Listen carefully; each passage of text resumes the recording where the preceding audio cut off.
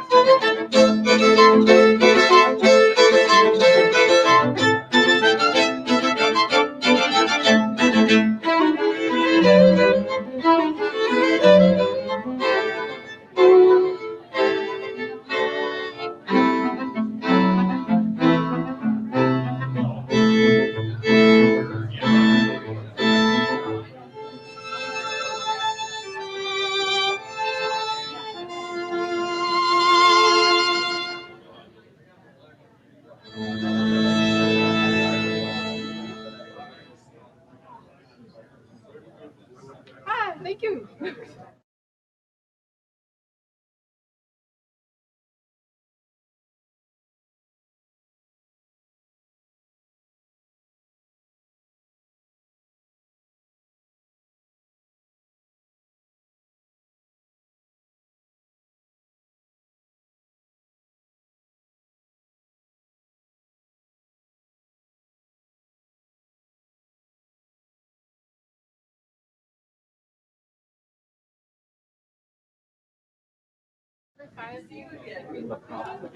Oh, yeah. Okay. No, no, no, no, no, no, no.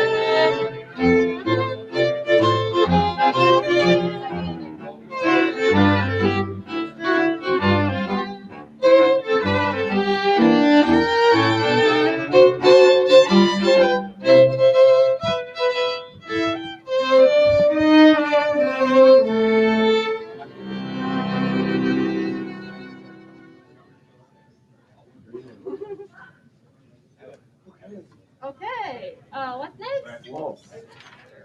Oh, let's do some frosty. Let's keep it Christmassy. Yeah, frosty ready? Hey, you want to repeat? No, you don't want to. Let's do the Repeat, okay. Okay, ready? Yeah.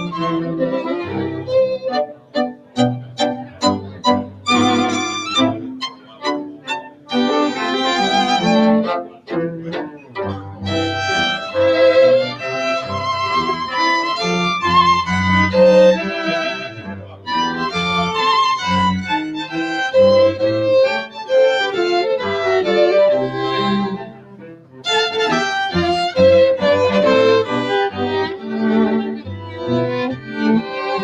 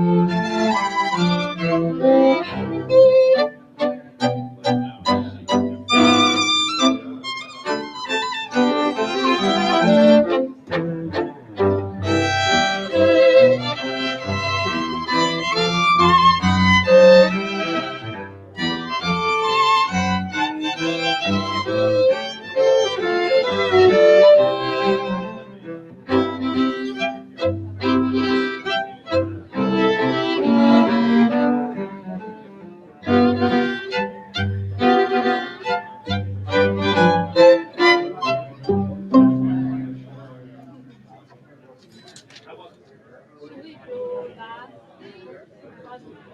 Whatever you want. Feel yourself out. Okay. Let's just do last.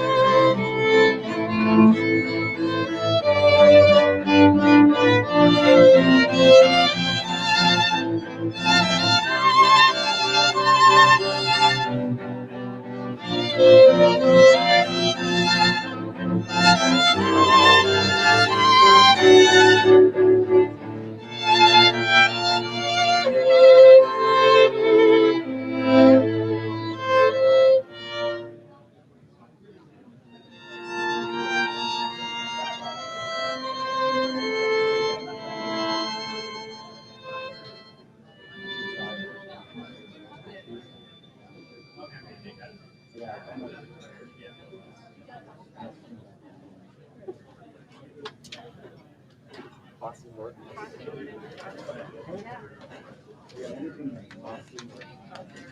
Bossy?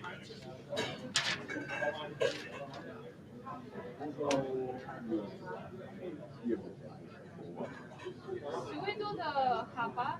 Oh, so that's not. Sure. You want to Bossy? With repeat? with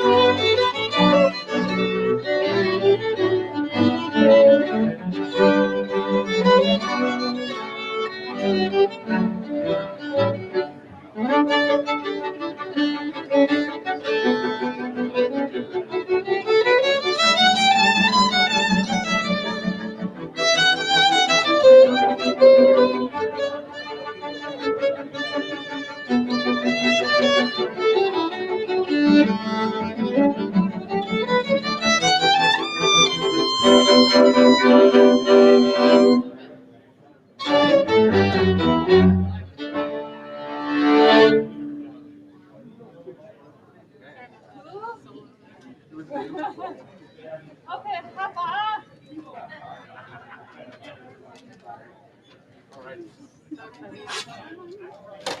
Nice, good sound. Sassy beginning. Sassy beginning, please. Yeah. Oh, sorry. You can hear.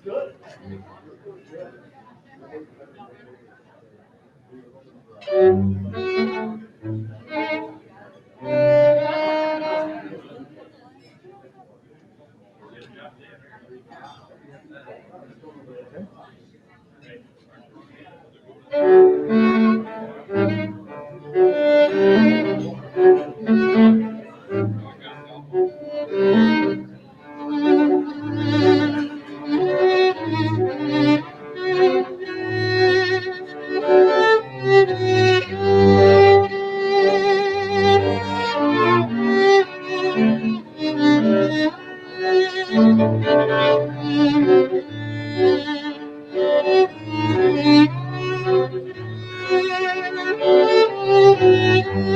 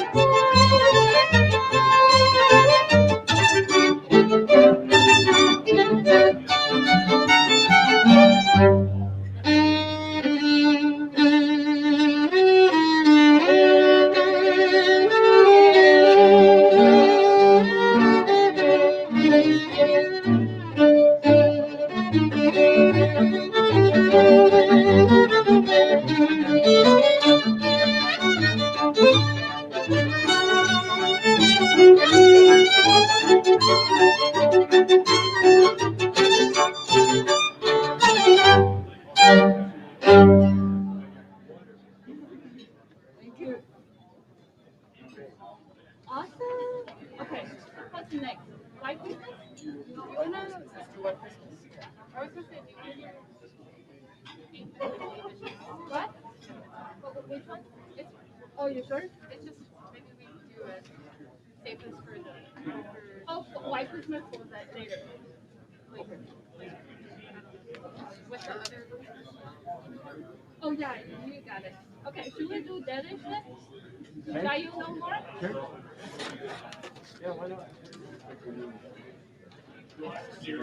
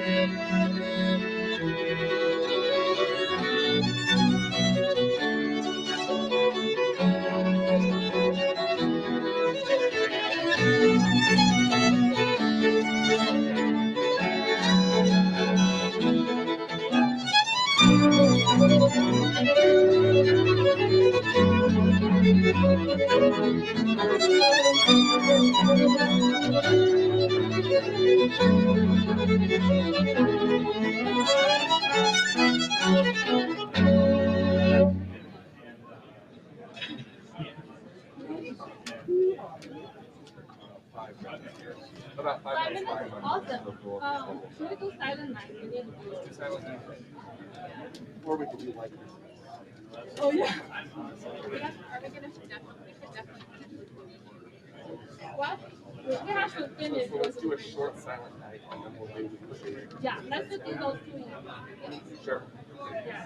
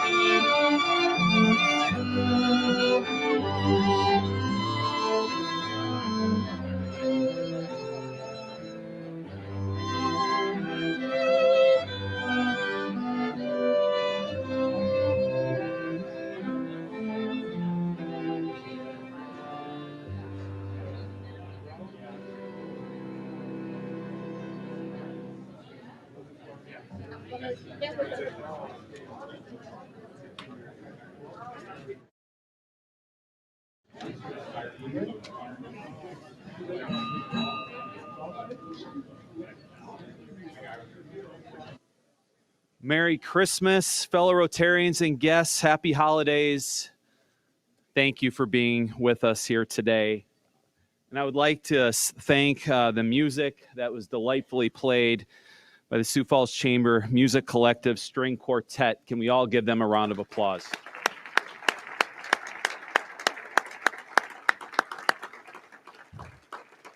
Thank you very much. Your music was beautiful. I happened to be at the concert this Saturday, and that was just absolutely wonderful. Thank you. And I would like to also thank Rotarian Julie Iverson, who made arrangements for the music today. She continues to be very active. She wasn't able to join us, but Julie, it was the one that put together the entire arrangement with the quartet. I'm going to now ask Tony Knorr, the moderator of today's panel, and our panelists, Kent Peterson, Jamie Smith, and Rotarian Tony Van Heusen, to come up and sit. We will get to the panel in a bit, but in the interest of time, I thought we'd take that step. I would like to now kick off with the Pledge of the Allegiance, please.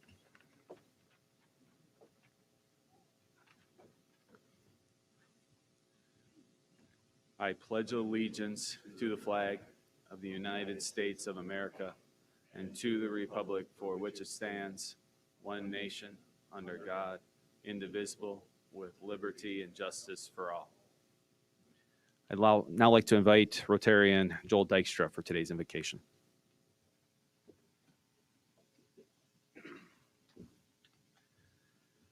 Please bow your heads in prayer. Our Father, we're so thankful at this time that we're able to gather and, Lord, in such a year when so many things have been so strange and so unusual, for us to have the opportunity to celebrate this Christmas and holiday season. Lord, we thank you for the gift of regularity that occurs this time of year. We thank you, Lord, for the joy that we have with family members who we can gather with, either in person or through the gift of technology. Lord, we thank you for this food which we've been able to enjoy. And Lord, we thank you that during this year we have been able to sustain our club, our Rotary activities. And Lord, we just ask that you would give us a better year in 2021. In your name we pray. Amen. Please be seated. Thank you, Joel, for that. I'd like to now take a brief moment to welcome all of our guests here today. If you are a guest of the Downtown Rotary Club of Sioux Falls, please take a moment and just stand for us, please, so we can recognize you. Thank you for being with us today.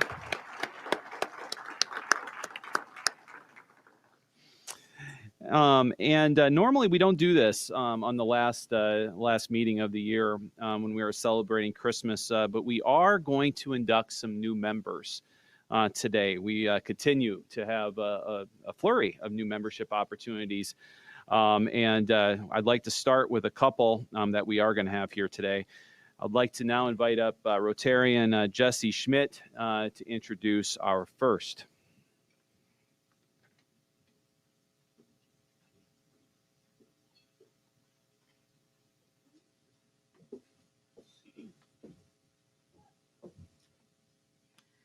Fellow Rotarians, I'd like to introduce you to my friend Nick Scherson.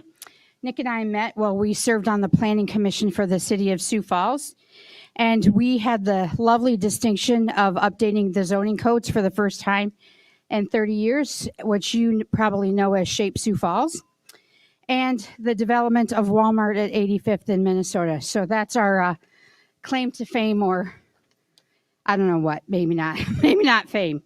So anyway, those were challenging times, but Nick was always great for a chuckle and some levity, and I appreciated that very much about him. Nick is the owner of Valad Service Corporation. Valad was started in 2000 when Nick's dad helped a consortium of farmers develop the ethanol plant in Chester, South Dakota, now known as Dakota Ethanol. Valad has helped the development of more than 20 ethanol plants in 8 states and projects as diverse as biodiesel production, soybean crushing, which I didn't even know was a thing, egg laying, beef processing, senior living, and a variety of interesting different businesses. Please welcome me in joining Nick Scherson to Downtown Rotary.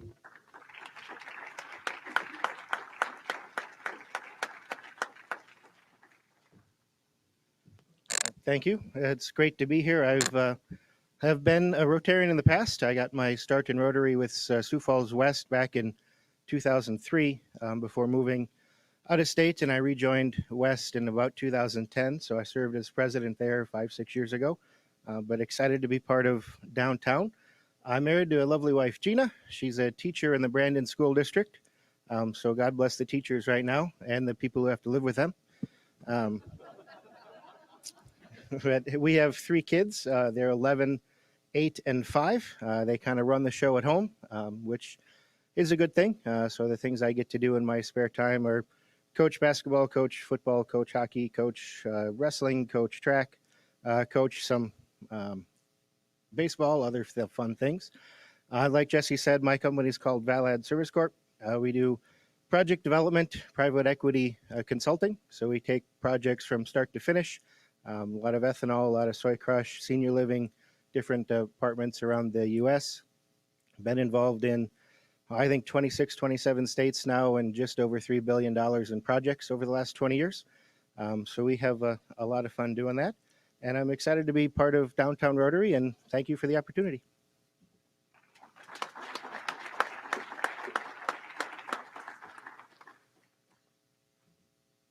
And we have one more to go. Tony, Nor, I'd like to invite you up. All right, this is a fun one for me. Luke Tibbetts, a Vice President Business Banking Officer with Premier. Joined the organization 9 years ago. We actually joined the organization within 2 weeks of each other, but knew each other well before that. He played basketball with my brother down at the University of South Dakota, the same university that came out on top on Saturday night. But he and his family, his wife Bobby, have been family friends for quite some time. For those of you that know my family, you know my dad's a minister. My father actually married Bobby and Luke, and they've been friends, and it's been an honor to work alongside him the last 9 years. As a rising star within our organization, is in our business banking team, has a number of bankers that report to him, and does a really nice job for us. So I just ask that you help me in welcoming Luke Tibbetts to Downtown Rotary.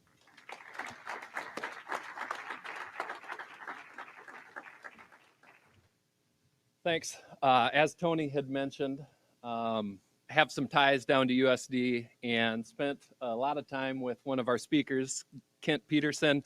I do want to say while I was down there, I had much more hair, similar to what he has today, but those days have faded.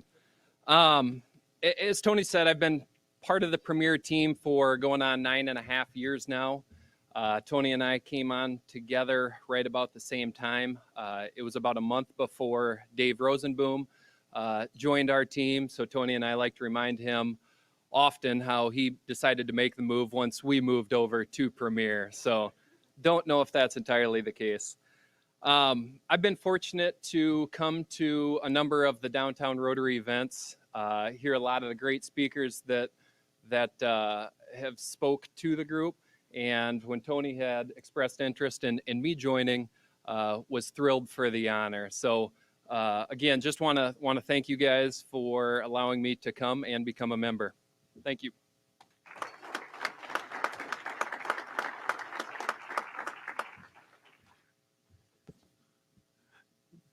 Nick and Luke, welcome to the Downtown Rotary family. We'll take a quick picture.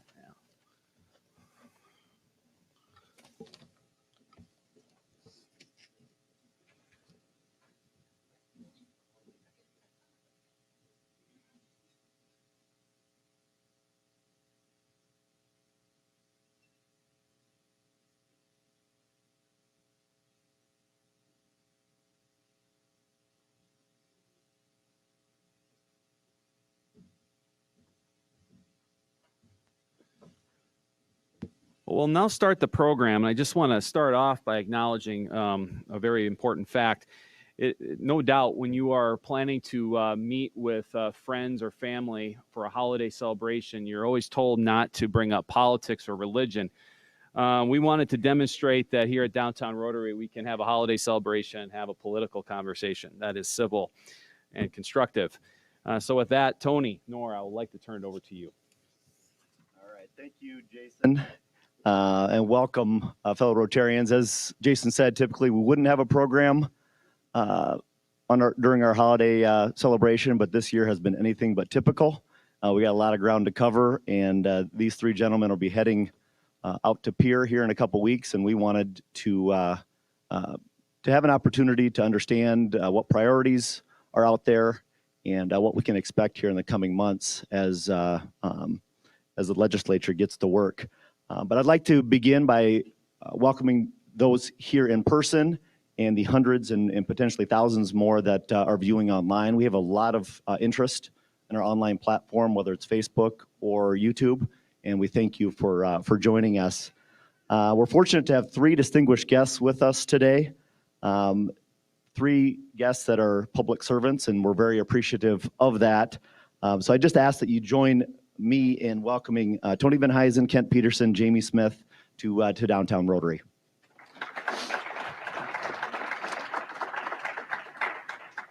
And in lieu of formal bios, we're just going to start by, I know many of you know these individuals, but we're going to have them share their experience, how long they've been serving, and just what they want you to know prior to jumping into the various items. So Kent, let's go ahead and start with you. All right.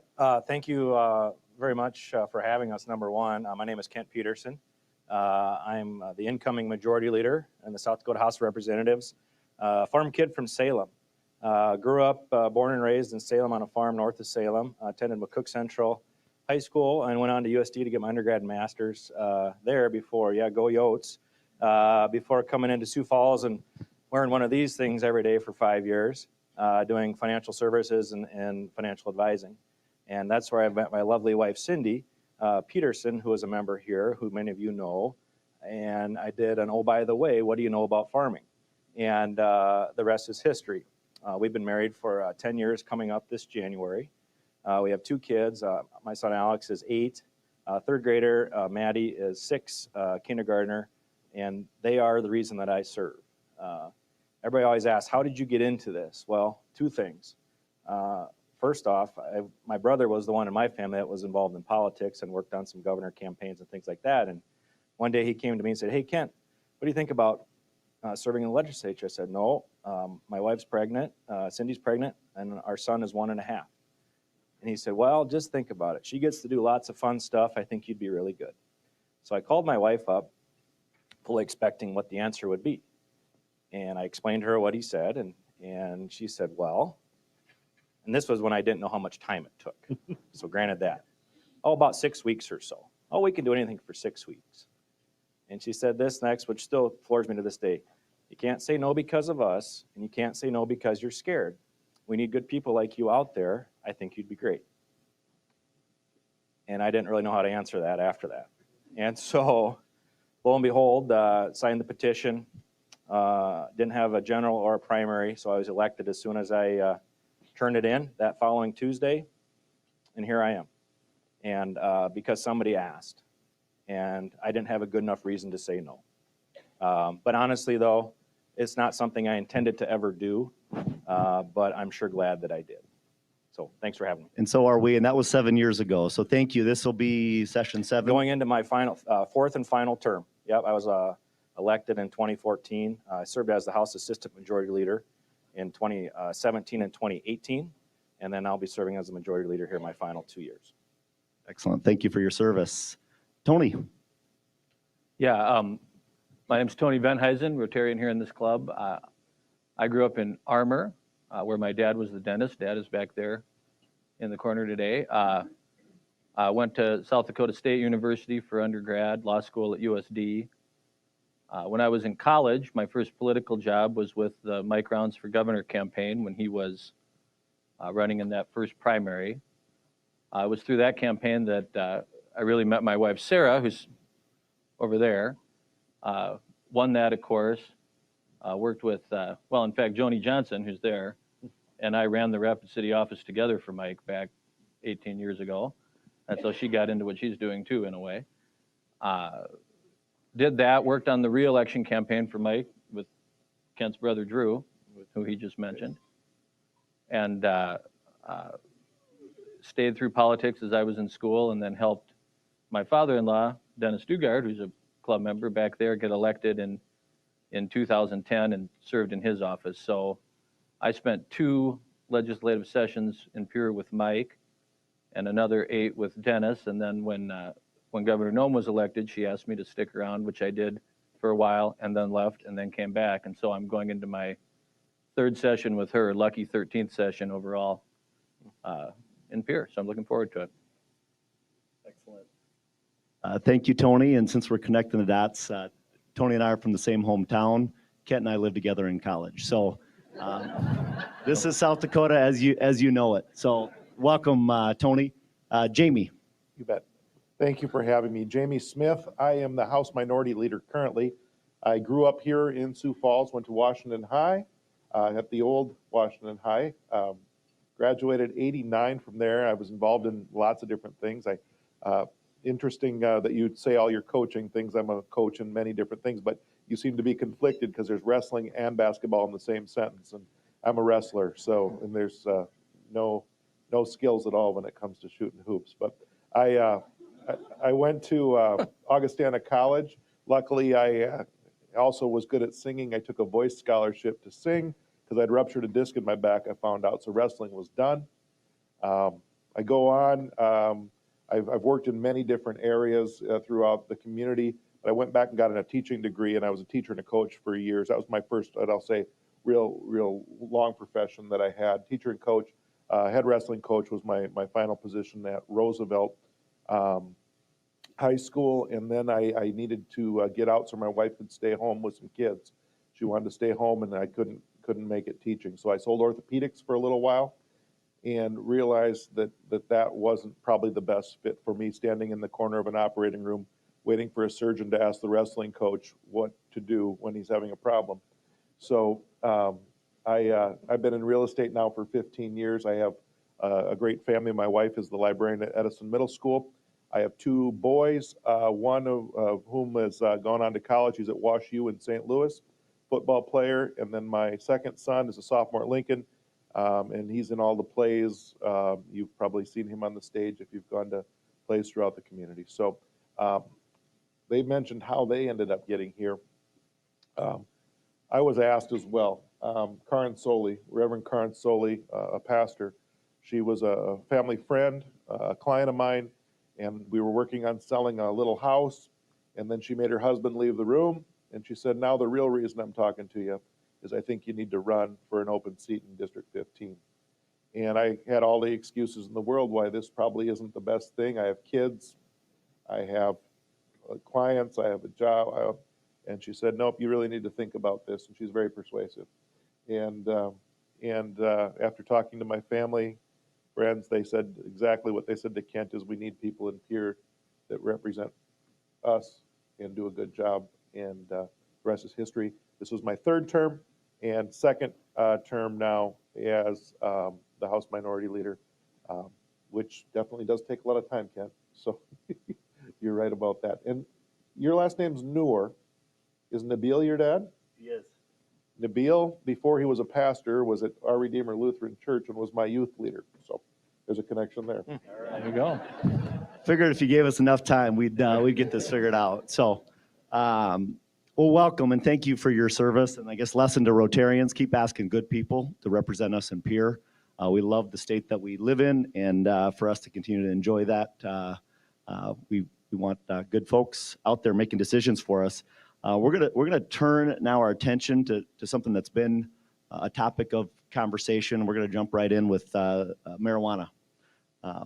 If you go back to our programs, still the most viewed program, approximately 50,000 views online, was our program on marijuana. So we know people are watching, wondering what's going to happen next. We know the results of the election. There are still some questions though with that. So on November 4th, and I'm going to start with Tony. South Dakotans voted to allow both medical and recreational marijuana starting in July of this coming year. Governor Noem has been a vocal opponent. Last week she said she called it disappointing votes in her budget address of the measures, and has authorized the use of state funds to challenge Amendment A, which is the one allowing for recreational marijuana. Recently, Highway Patrolman and Superintendent Rick Miller and Pennington County Sheriff Kevin Tom filed a lawsuit challenging the constitutionality of Amendment A. My question for you, Tony, is what should we expect? Are there going to be further attempts to either delay or overturn the results of the election as we look towards January? Thank you. Nobody really knows what to expect at this point, and so we are currently working on 3 parallel tracks on marijuana. On one track, we have the lawyers who, as Tony said, are are trying to overturn Amendment A on two grounds. One, that it encompassed more than one subject, which is unconstitutional if it did. And secondly, that because it inserts a new article into the Constitution, that it should have followed a constitutional convention process rather than an amendment process. So that's going on in the court system. They're briefing it this month. It's argued early next month. It'll probably be, April, May before that got to the Supreme Court and got ruled on. That's about as quick as they can reasonably move. So that's happening. The second track is if Amendment A stays in place, that's recreational marijuana, it says that the Department of Revenue has to administer that and explains in some detail how that has to happen. So our Department of Revenue is planning for, what do we do if we actually have to do this? They're given a fair amount of time. Most of the regulations don't have to take effect until April of 22. They have more than a year to figure it out. The idea would be that you'd take medical marijuana and roll it in as well. It doesn't make sense to administer recreational and medical marijuana as separate things. So that would all be within the Department of Revenue. So they're planning for that. Meanwhile, over at the Department of Health, who isn't exactly looking for things to do, if Amendment A goes away and just IM 26, which is medical marijuana, stays, by the terms of IM 26, that's administered by the Department of Health. So they're planning for the scenario where there is no recreational marijuana, but there is medical, and then they would have to administer that.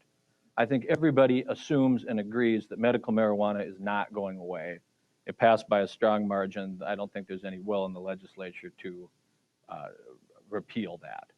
There might be some talk about making tweaks to how it would work in practice, but I don't think it's going away. So in terms of what to expect, we should expect medical marijuana to take effect at some point. It's supposed to take effect July 1st. We got to wait and see how the courts rule. The administration will be ready to administer it if Amendment A does take effect. The governor asked for money in the budget, $4 million in one-time money to get recreational marijuana going. Once it's going, it's supposed to pay for itself with the fees and licenses and taxes, but none of that will be collected until it's going, and it'll take a while to get it going.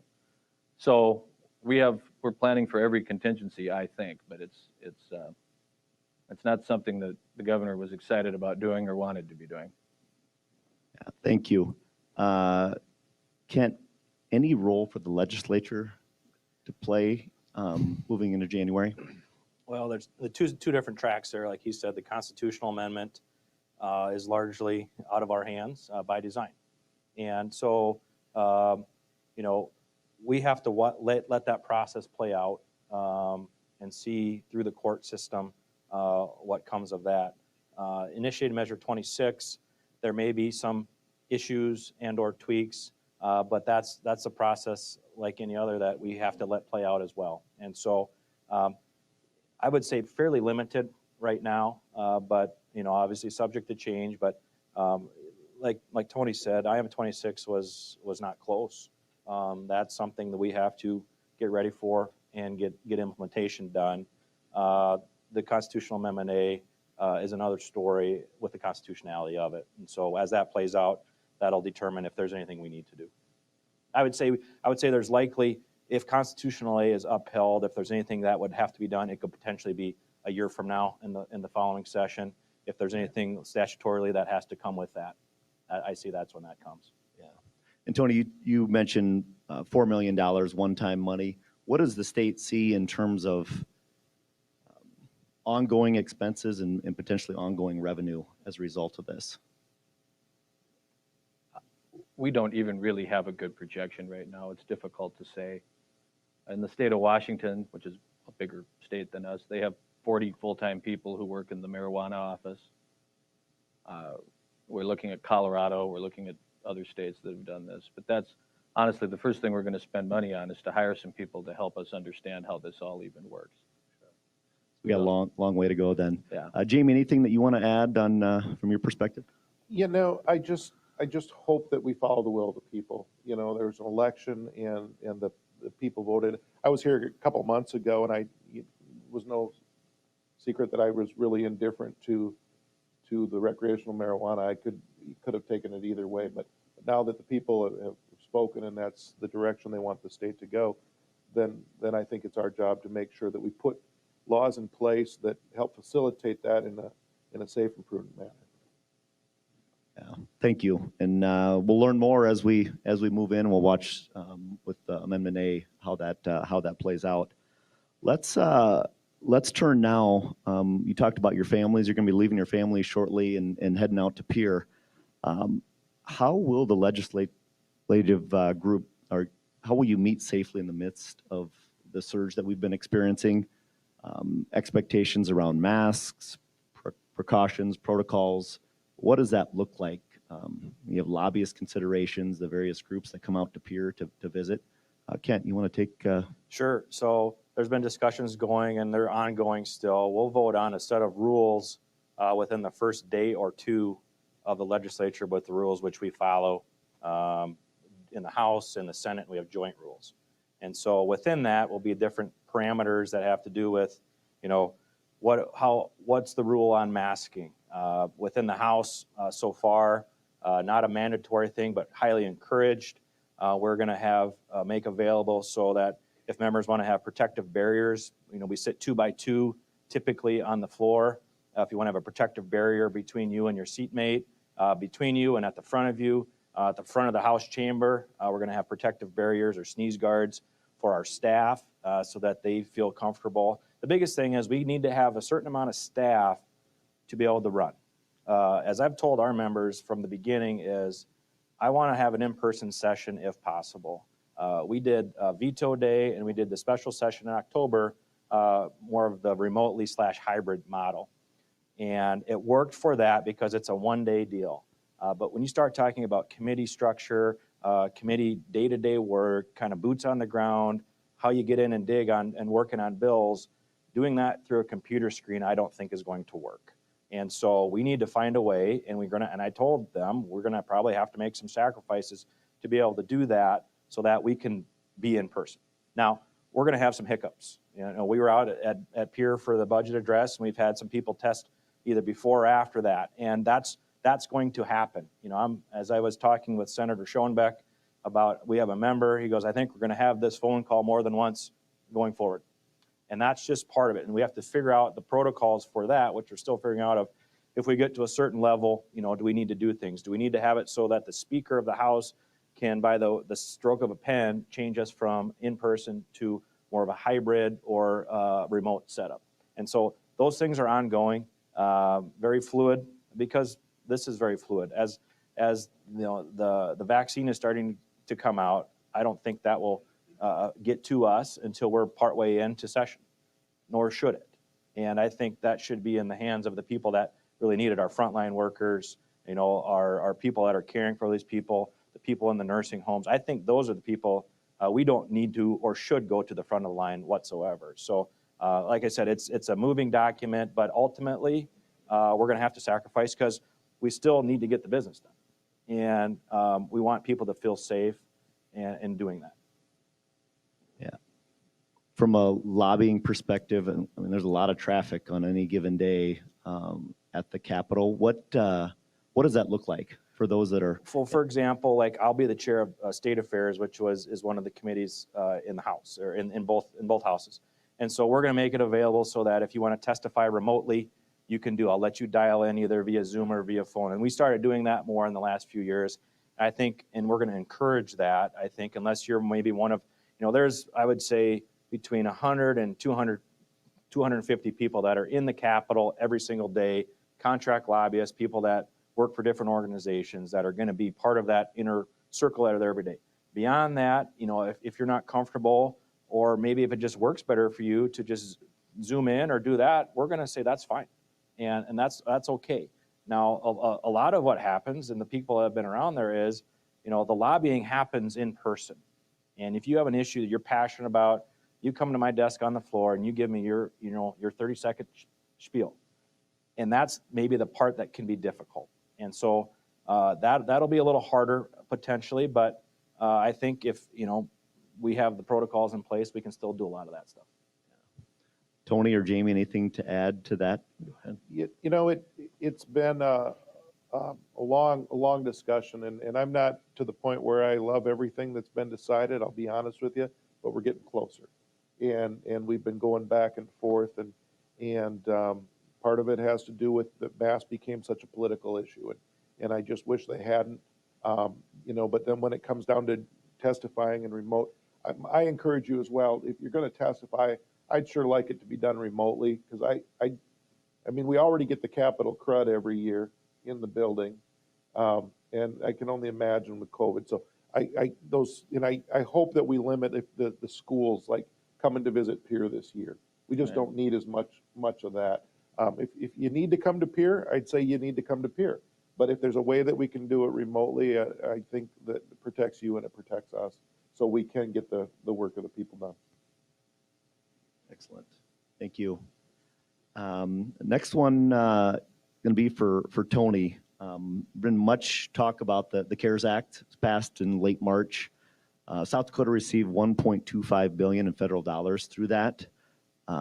Help us understand what we should expect over the last 17 days of this year and then heading into legislative session.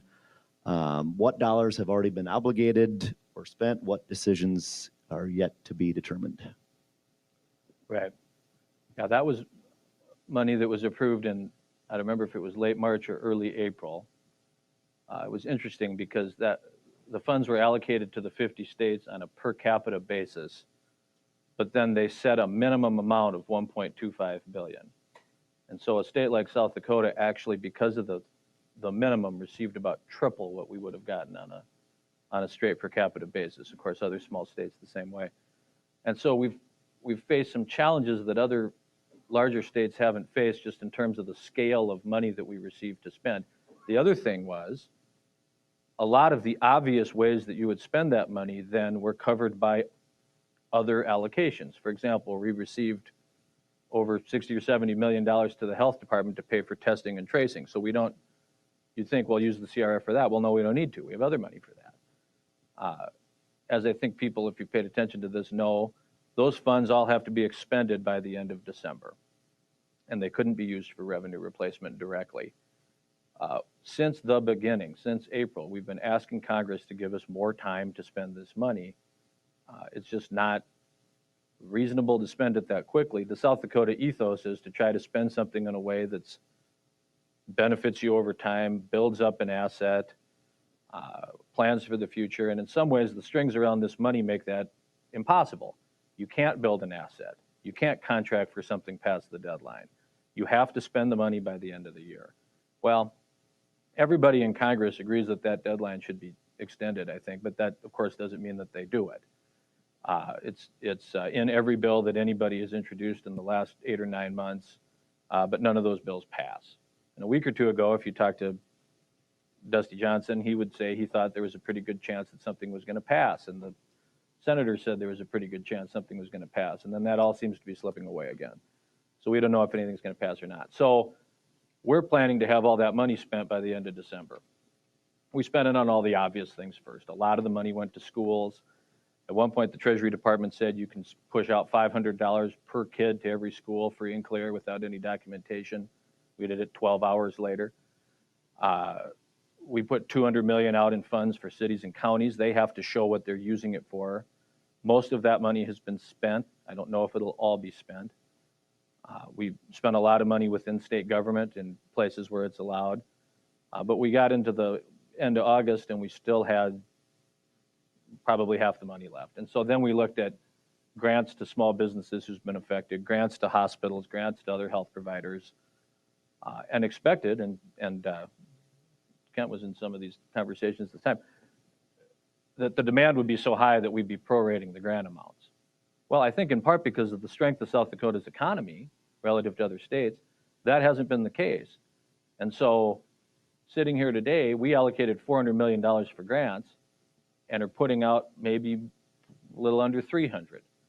So just Friday, the governor announced that she's making available basically the rest of the money, about $325 million for a second tranche of small business grants and grants to hospitals and grants to other health providers to try to get it all expended by the end of the year.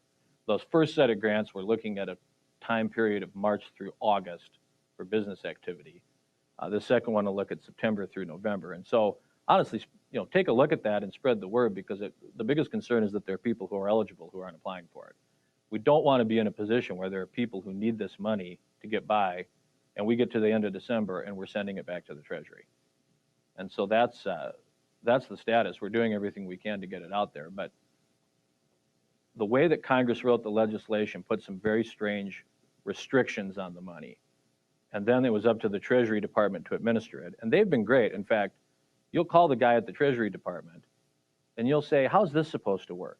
And he'll say, I don't know how that's supposed to work. How do you think it should work? And we'll say, well, we think it should work like this. And you can hear the keyboard in the background. And then a day later, their new guidance comes out, and there's the question and the answer basically verbatim. So the Treasury's been great, but there's only so much they can do. They can't allow revenue replacement. They can't overrule the deadline. They can't let you contract into the next year. It's in the law. So we're doing the best we can, I think. Tony, we have a lot of business leaders, business owners, and nonprofit leaders in downtown Rotary and viewing. What is the eligibility? Has that been loosened? Are those requirements been dropped? And how long do we have to apply yet? You have until December 20th to apply for the second round. You can still actually apply for the first round if you want. We haven't closed it. The eligibility is still the same. You have to show, we originally said a 25% loss over the like period in the previous year. We reduced that to a 15% loss. We're allowing grants as small as, I think, $500. The maximum grant is $500,000, although we do have options to increase that if we need to in the end. And so it's a pretty easy application, but you need to be able to show that your income versus expenses in one of the time periods took a hit versus the previous year by at least 15%, excluding whatever federal money you might have gotten. The federal law requires that like PPP loans be set aside. We have a lot of people asking us to exempt that, and we can't. Understand. Anything? Of course, Kent and Jamie, you're not heading up here till January. Any of those dollars that carry over, Tony, that we can use for other items and allow these guys to make decisions on? No, although my personal prediction is that Congress will wait until after the deadline and then extend it, because they seem to always try to do things in the most inconvenient way possible. And so that may happen. Yeah, so you're working hard to push the dollars out the door. Right. Yeah, well, we'll stay tuned and we'll see how that plays out. I know there's another bill making its way through. We're supposed to get the text on that this week, and we'll see what's included in there. Let's stay on the budget. Kent, Jamie, as you move into sessions, what considerations, or as you look at the state budget and that portion of it that's available for you to make decisions on, what do you see as priorities heading into this session? People are our number one priority in our caucus, and so taking care of the South Dakotans. They're trying to get that money out the door, and there's no question about that. The way we're doing it, gets it to the employer, and hopefully the employer then is somehow taking care of the worker. But that's the part that at least my caucus is a little bit worried about, is what's happening to that worker. What's happening to people that have extraordinary expenses due to COVID, not being able to work, and are they that uncompensated care piece? Let's say you're on a ventilator for a week, the bill is unbelievable, and you can't pay that bill, and now that hospital eventually is going to not be able to even collect on you because they can't come up with that money, the person, and so now they have a ding against them because they didn't pay their hospital bill. I mean, those are the types of things that we're worried about. So we're calling it uncompensated care. Can we do something about that? It's a hard problem. We need to figure that out. We were very pleased in the governor's budget that she's taking care of teachers, state employees, community support providers at the level that's at, and I think that's very important for our state. I was excited about, and I'm not an equestrian or anything like that, but what's going on in Huron, the money for working at the fairgrounds, I think very important for our state again. One area I'd like to see more work that wasn't mentioned and it may be there, but what are we doing for mental health in our state? How are we funding that? And then a big project of ours is, instead of just locking people up, what can we do so they don't go to jail? So instead of incarcerating people with drug problems and things like that, how do we stop that problem before it becomes a jailable offense? And so treatment options and things like that. And so we're going to be looking for how we do that. Then it's the same stuff that we battle on. I was also really pleased, and the money for broadband in our state. I think that's something that we can agree on. If the more we can flesh out, I know we've worked as a state very hard on that for a long time, and here's an opportunity. And so I really like that we're investing in infrastructure that's going to not only help our businesses, but our schools, our health providers across our state, and that's a win for all of us. Thanks, Jamie. Yeah, very good. So yeah, there's two different styles here. There's the ongoing dollars and there's the one-time dollars, and the ongoing dollars, like Jamie alluded to, the governor's proposing. I think inflationary statute calls for 1.5%. Governor's proposing 2.4. For the big three, as we call them, state employees, education, and the medical providers. I know in our caucus, we spend a lot of time focusing on more the community-based and the community support provider folks. I was on a call this morning talking with one of those CEOs. And so that's an ongoing battle in our state, trying to provide the resources to them. And that's anytime we have extra, we really focus in on there. Obviously, taking care of our state employees, there's a proposed change to the state employee health care plan, which will be a pretty substantial change that will allow some dollars to go back towards the employee salaries.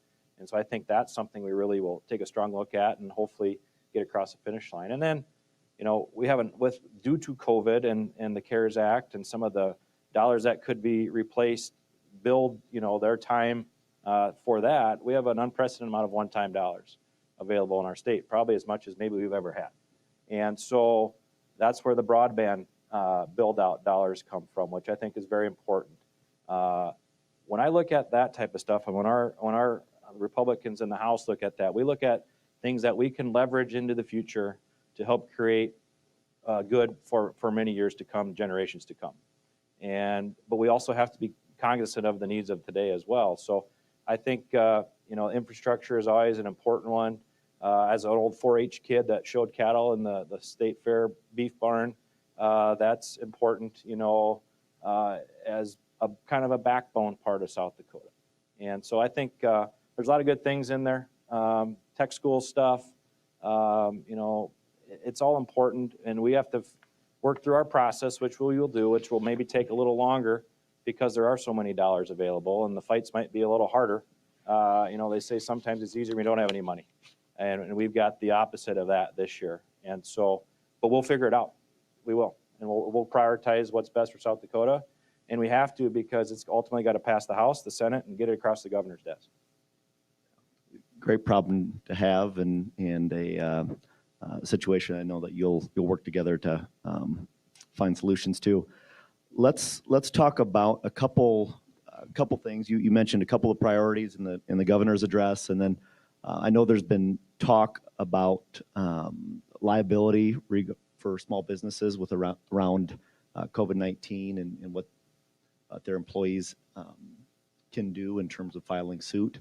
Will that be a topic that you'll cover?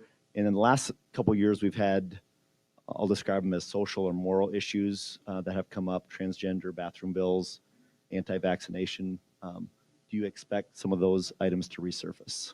Yes, all of the above. So your first one on the liability protection, I've had a little conversation about some of the folks that are working on that. I look forward to seeing more. I think it's very important that we dig into that. Then as you get into the social issues, see, the beauty of South Dakota is any legislator can bring any bill about any topic that they care about. And they're there to represent their people. There's 105 of us out there. And they're all sent by their people that they represent. I represent a county of 5 counties. And it's their job to do what they think their people need. And so the best part about South Dakota is we don't have a pocket veto. And some people wish we did sometimes, I think. But every bill gets a hearing. And every bill that's introduced, if the prime sponsor doesn't withdraw it, gets to be heard. Good, bad, or indifferent. And that's the way it should work. I wish, unfortunately, DC did some of that themselves. But the best part about that is, like I said before, that bill has to pass the committee in the House floor, committee in the Senate floor, and make it across the governor's desk.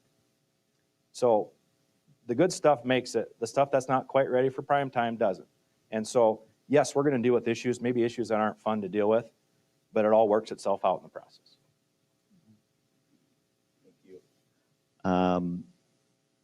Anything to add to that, Jamie or Tony?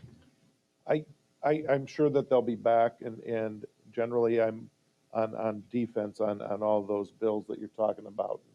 And I really hope in this legislative session that the problems that we're being asked to fix are South Dakota problems and not national agenda items that people are trying to run across South Dakota because we're a conservative state and can get them passed.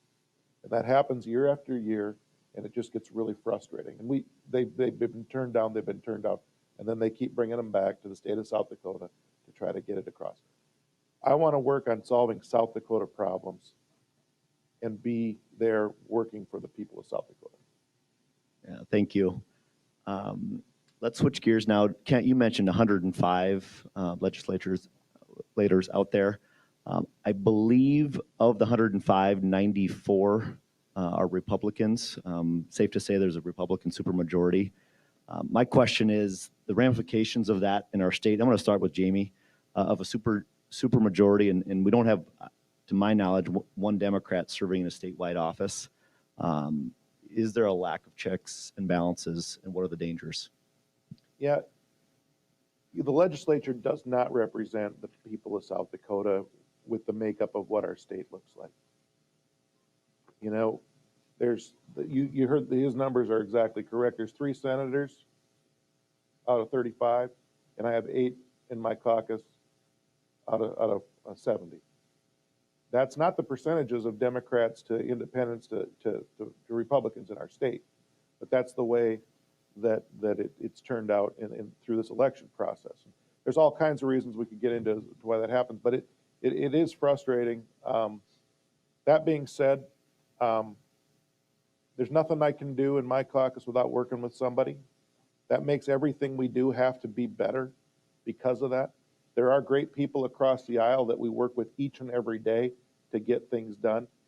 But I would argue that it would be a lot better if Kent, instead of having to argue within his own caucus, we could be having the fight between us, and oftentimes we're not. And so if we could do a better job in the Democratic Party to have more people in peer, and if the systems in place would allow that to happen, I think we would get a better balance between us. When I talk to legislators that were in peer when there was more of a balance, they talk about how things operated, and it just, so we're out of balance, I believe, and it makes things a little more difficult than they need to be. Yeah. Anything? Well, you I'll want to just remind you, though, that, you know, in 2008, the Democrats controlled all 3 members of Congress, or 2004, and so it can be done here. But you know, the reality of it is we've got Republicans, I've got 62 members in my caucus of 70. I've got Republicans that are going into what would be considered Democrat stronghold districts and winning. And so we don't apologize. They've worked really hard to spread their message and what they are trying to accomplish. And so more power to them. I say, you know, go work. And yes, we're a little maybe out of balance, but you know, it didn't always look this way. It kind of ebbs and flows. And we're in one of those cycles right now, I think. And I don't know that I need to apologize for that because our people have worked really hard to get there.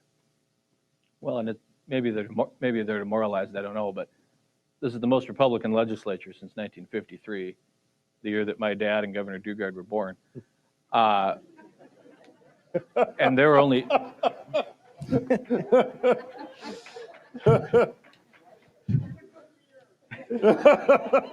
And that year there were only 2 Democrats, and so they're still ahead of that.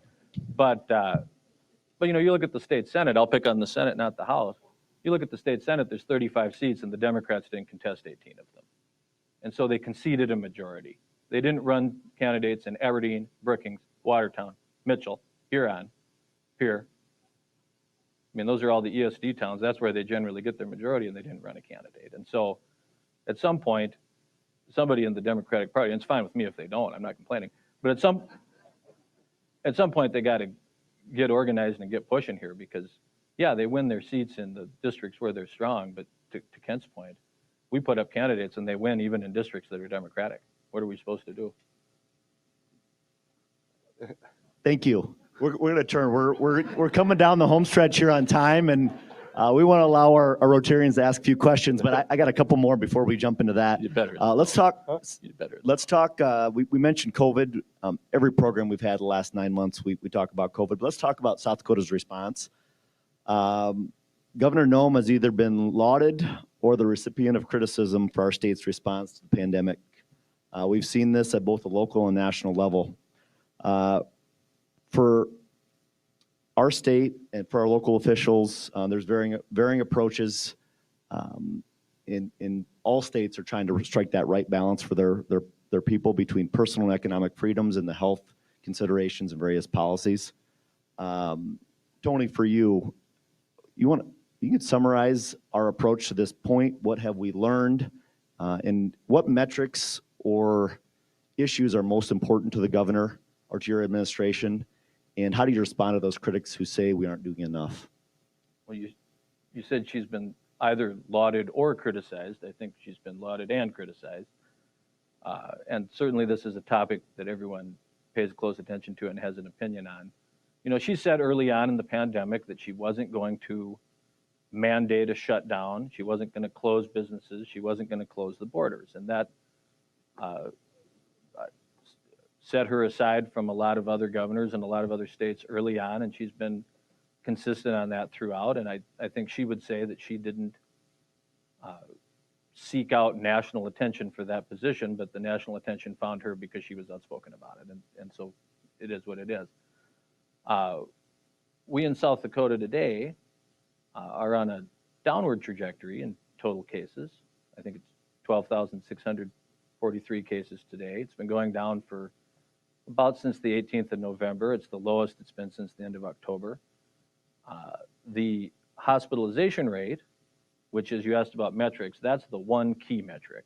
Because if you look at active cases, it depends on who's getting tested. Are tests available? They're a lot more available now than they were, but are people getting tested? You talk to an awful lot of people who one member of their household got it and the rest of them get sick, and they figure, why would they go get tested? They know what's going on. And that happens everywhere, I'm sure. Hospitalization, if you're sick enough that you have to go to the hospital, you go to the hospital, and it doesn't matter if you took a test or not. You show up. And so that's the metric that we watch.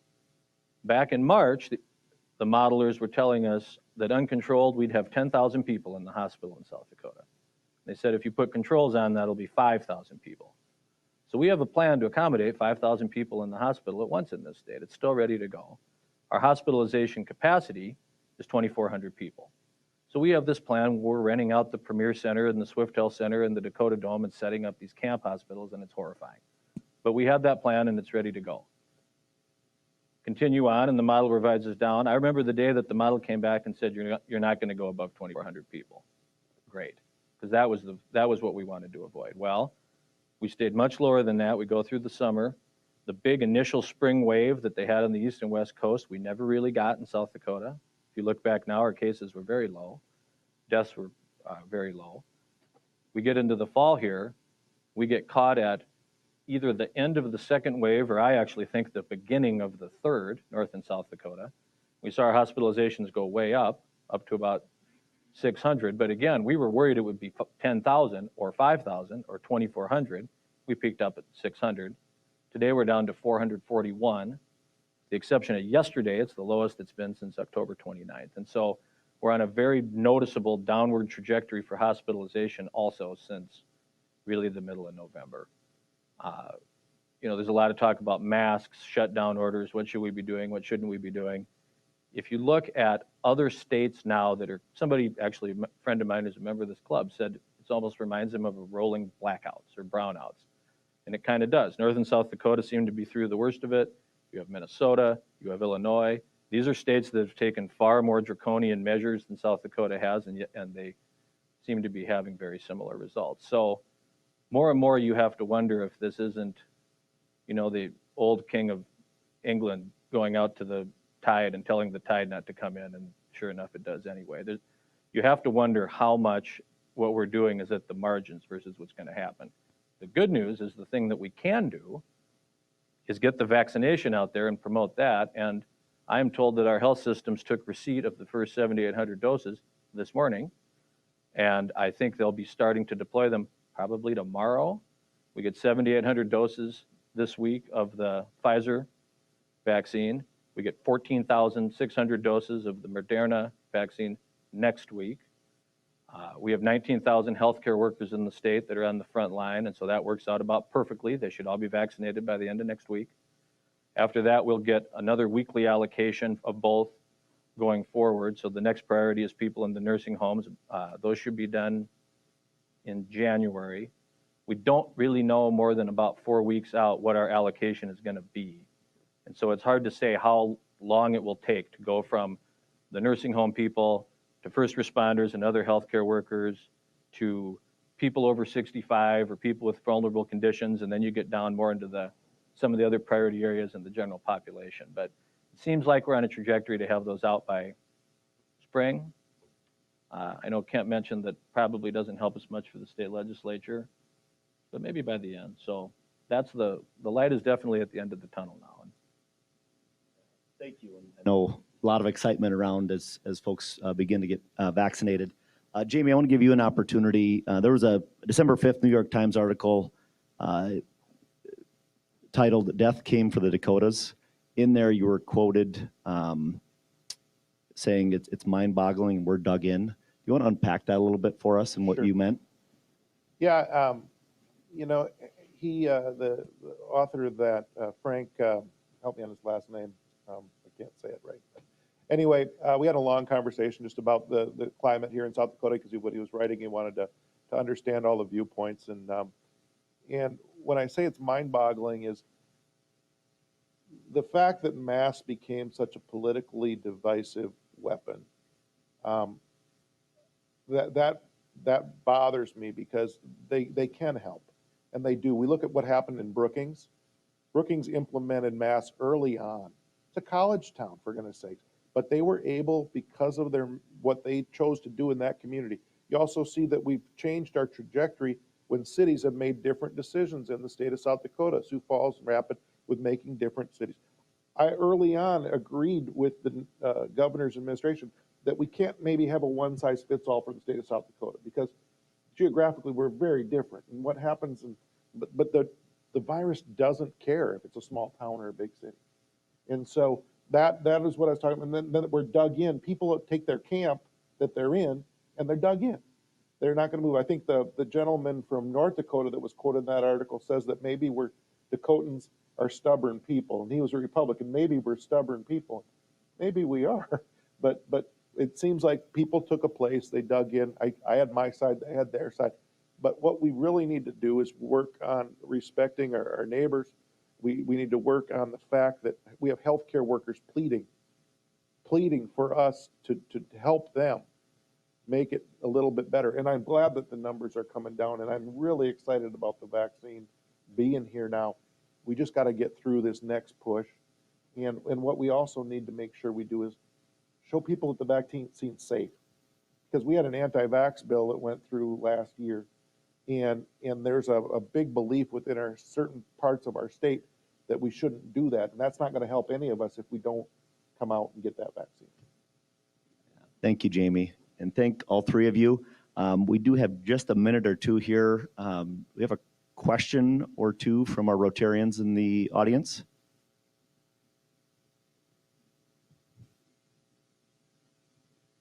I'm always intrigued to get an answer from people that are in business, politics. Maybe they could address how would they simply define the different philosophies of the Democratic Party versus the Republican All right, so the question is, can you summarize the difference in philosophy between a South Dakota Republican and a South Dakota Democrat? Amy. I'll start. First of all, I think we both care about the state of South Dakota. I'm not going to say that we don't. But I think when it comes down to it, it's whether or not it's a people-up approach or a top-down approach. It might be where that comes from. When there's a crisis like this, I truly believe government's important. There are people I work with in the legislature that I think we shouldn't even have a government. And I believe as a Democrat that government can do good for the people of the state of South Dakota. And we have a role to play, and it's important, and we can help people. And that's what South Dakota Democrats do. Excellent. You're the leader. All right. Great question. You know, I told a story that happened on our farm a month ago, and something I don't wish on my enemy is we had a truck full of cattle tip over, and my brother called and said, "What are we going to do? And how are we going to get them out?" And I said, "I'll start getting." It was a crappy weather day. I'll start getting the stuff. We're going to have to cut them out the top and get them out. Before I got there with the equipment, we had several neighbors that were there already helping. Neighbors we don't always agree on things with. Neighbors that maybe my dad rented some ground away from his dad, or my grandpa said something to make your grandpa mad 35 years ago. But at that time, in that moment, we were worried about one thing, and that was getting those cows out of that trailer alive. So that's when we go to Pierre, what's important. And Jamie and I agree with this all the time. We might have a different approach of how we get those cows out of that trailer, but at the end of the day, that's all that really matters. It's South Dakota, okay? So how I think of less government, stay out of my life, you know, do what just needs to be done, not any more than that. And maybe his approach is a little different.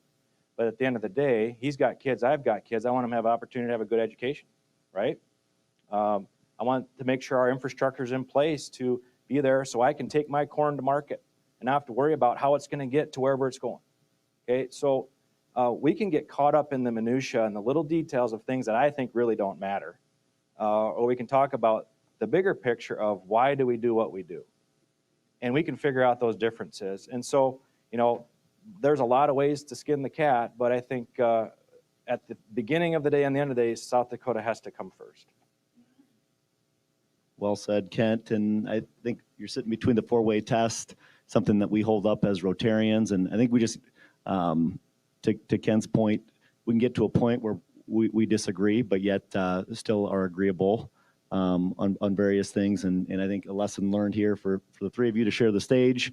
And the four of us, if we sat up here long enough, we're going to disagree on some things, but we're all South Dakotans, and we all want to keep moving things forward for future generations. So I want to thank all three of you for taking time out of your busy schedules to be here today, and wish you the best as you head out to Pierre. And thank you again for your service.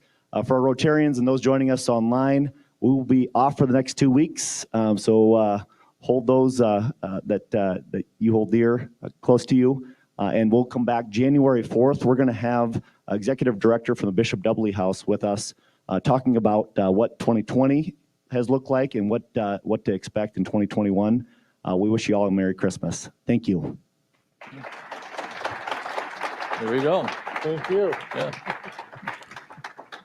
Thank you, Tony. Thank you, our guests, Kent, Jamie, and Tony, for a very thoughtful and civil discussion.